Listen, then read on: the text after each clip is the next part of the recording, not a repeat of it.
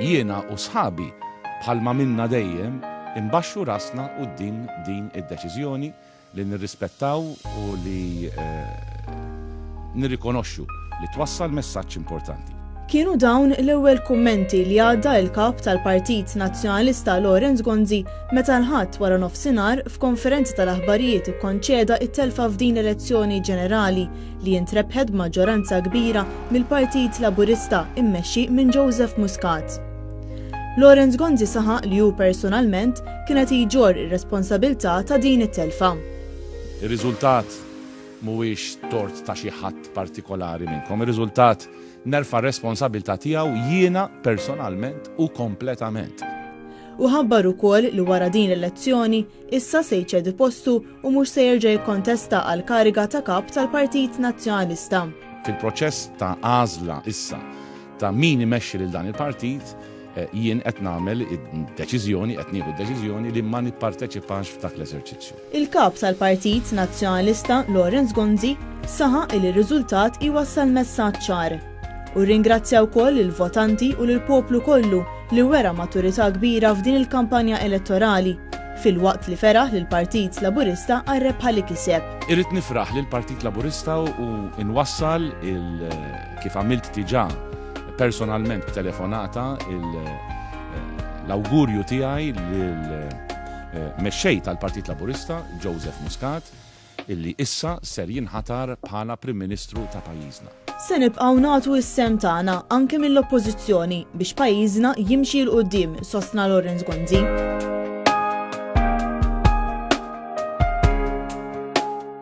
U awgura wkoll biex pajjiżna jibqa' jimxi l quddiem issa fidejn Joseph Muscat bħala Prim Ministru.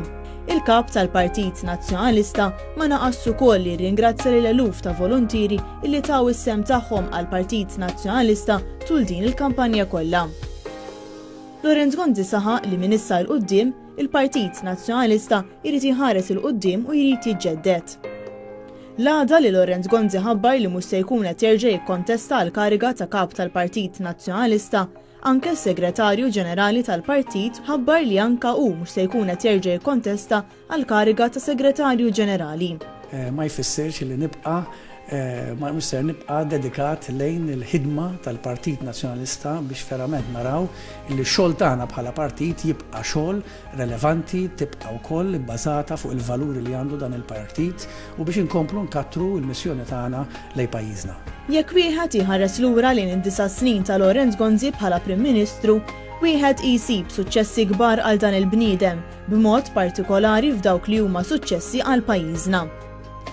Lorenz Gonzi kien il-Prim Ministru li meta Malta daħlet fl-Unjoni Ewropea kien hemm jirrappreżentana u kien il-bniedem li fl-Irlanda ra l-bandiera Maltija tila għall-ewwel darba mal-bnadar tal-pajjiżi membri l-oħra tal-Unjoni Ewropea. Lorenz Gonzi se jibqa' msemmi b'mod partikolari għall-adozzjoni tal-munita Ewro bħala il-munita tagħna il-Maltin. Kien fl-ewwel ta' Jannar tal-2008 li Malta daħlet fiż-żona Ewro. Kien ukoll il-bniedem li ħareġ u waqt waħda mill-akbar kriżijiet li kellna fil-Mediterran, dik ta' rivoluzzjoni fil-Libja. Ħa deċiżjonijiet ibsin, iżda li għenu biex poplu jibda jgħix b'mod liberu. Grazzi għad-determinazzjoni tiegħu, pajjiżna kien rikonoxxut u ringrazzjat minn diversi mexxejja ta' pajjiżi kbar, fost oħrajn mill-Istati Uniti, l-Ingilterra u l-Qatar. There's no doubt that Malta will continue to play a critical role in helping to establish the rule of law, in providing health and education services, and to help create an inclusive government that will represent all Libyans from all areas of the country, and of course including the women of Libya. Malta's unique geography, history, and expertise will make it a valued partner in this work. I've thanked the Maltese Prime Minister personally on behalf of the country, and not for the first time in our history, Mr. Speaker, we should pay tribute to Malta and her people for the role they are playing. Lorenz Gonzi kien ukoll il-bniedem li ġielet kontra l-maltemp ekonomiku li hawn madwarna. Xi ħaġa li rnexxietlu wkoll hekk kif pajjiżna flimkien mal-Ġermanja kienu l-uniku żewġ pajjiżi li l-ekonomija tagħhom ma sofrix daqstant. kien ukoll il-Prim Ministru li ħadem bisħieħ biex fil-5 snin li għaddew inħolqu 20,000 impjieg ġdid, 20,000 student gradwaw, kif ukoll kompla jagħti aktar spazji lura lil poplu Malti u Awċi. Kien ukoll il-Prim Ministru li fl-aħħar ġimgħat minkejja tnaqqis fil-budget tal-Unjoni Ewropea kiseb għal pajjiżna xejn anqas minn 1,128 miljun euro għas-7 snin li ġejjin.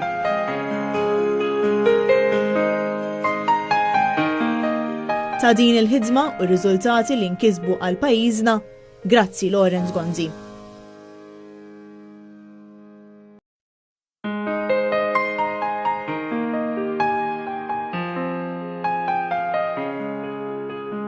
Jiena u sħabi bħalma minna dejjem imbaxxu rasna quddiem din id-deċiżjoni li nirrispettaw u li nirrikonoxxu li twassal messaġġ importanti.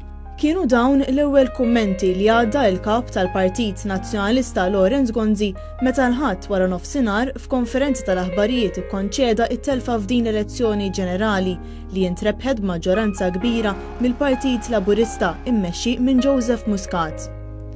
Lorenz Gonzi saħaq li hu personalment kienet jġor ir-responsabbiltà ta' din it-telfa.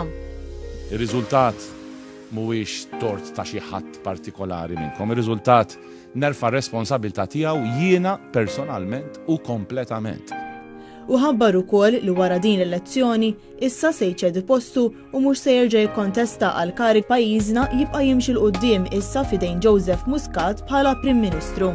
Il-kap tal-Partit Nazzjonalista ma naqas ukoll li ringrazzja lil eluf ta' volontieri illi taw is-sem tagħhom għall-Partit Nazzjonalista tul din il-kampanja kollha.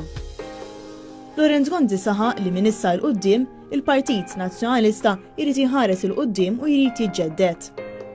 L-għada li Lorenz Gonzi ħabbar li mhux se jkun qed jerġa' jikkontesta l-kariga ta' kap tal-Partit Nazzjonalista, anke s-Segretarju Ġenerali tal-Partit ħabbar li anke hu mhux se jkun qed jerġa' jikkontesta għal kariga ta' Segretarju Ġenerali.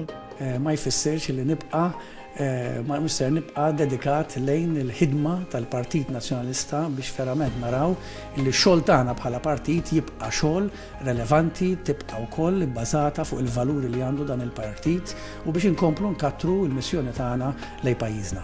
Jekk wieħed jħares lura lejn id-9 snin ta' Lorenz Gonzi bħala Prim Ministru u l-Istati Uniti, l-Ingilterra u l-Qatar.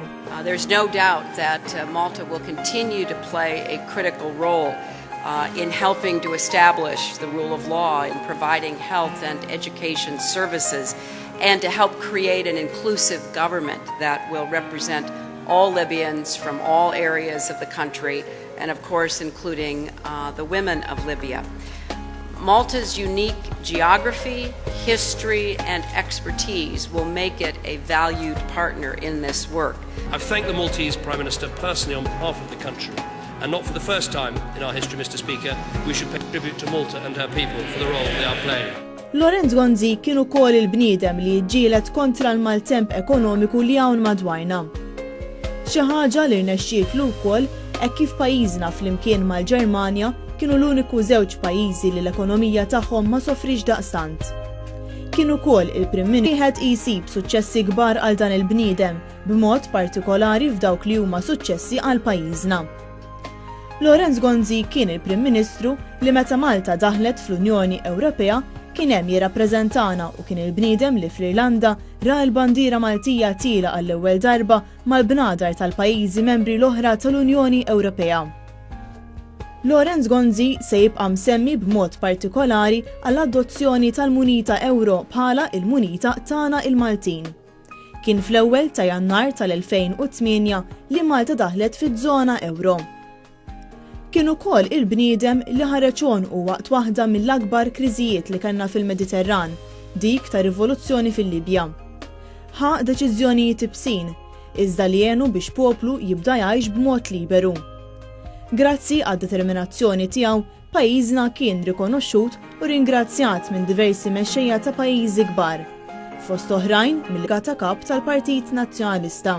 Fil-proċess ta' għażla issa ta' min imexxi lil dan il-partit, jien qed nagħmel deċiżjoni, qed nieħu deċiżjoni li ma nipparteċipax f'dak l-eżerċizzju. Il-kap tal-Partit Nazzjonalista Lorenz Gonzi saħaq li r-riżultat iwassal messaġġ ċar u rringrazzja wkoll il-votanti u lill-poplu kollu li wera maturità kbira f'din il-kampanja elettorali fil-waqt li feraħ lill Partit Laburista għar-rebħa li kiseb. Irrid nifraħ lill Partit Laburista u nwassal kif għamilt diġà personalment b'telefonata l-awgurju tiegħi lill-mexxej tal-Partit Laburista Joseph Muscat illi issa ser jinħatar bħala Prim Ministru ta' pajjiżna. Se nibqgħu nagħtu s-sem tagħna anke mill-oppożizzjoni biex pajjiżna jimxi l quddiem sostna Lorenz Gonzi.